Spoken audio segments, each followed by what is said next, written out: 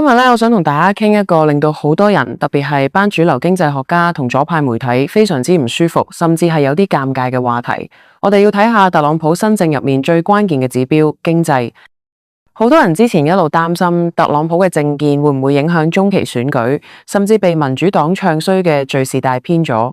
但係現實數據話俾我哋聽，特朗普嘅經濟政策正喺度跑贏緊幾乎所有專家嘅預期。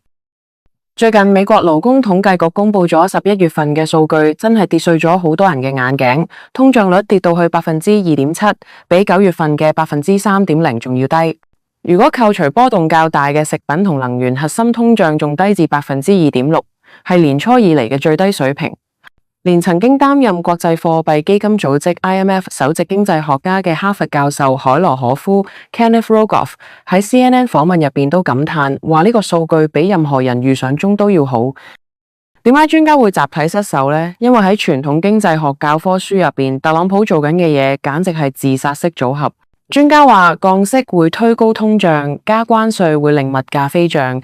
如果兩樣一齊做，通脹一定會失控。但係結果呢？特朗普竟然實現咗經濟三重奏，降息加關稅，同時通脹仲要跌緊。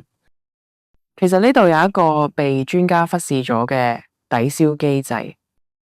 大家諗下，關稅最直接嘅結果係令進口量下降，但根據貿易結構，當進口下降，出口通常都會同步下降。咁原本要賣去外國嘅產品去咗邊？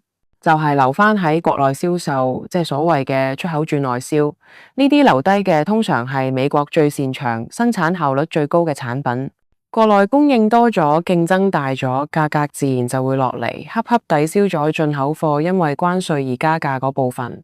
著名經濟學家拉佛 Arthur Laffer 都認同呢種理性分析。佢指出，美國同其他國家唔同。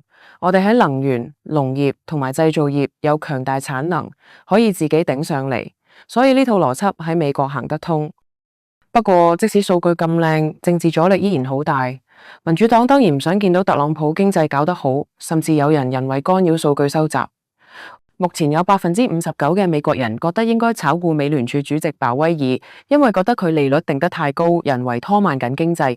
即使之前政府停擺影響咗10月份嘅數據，但通脹下降嘅趨勢依然好明顯。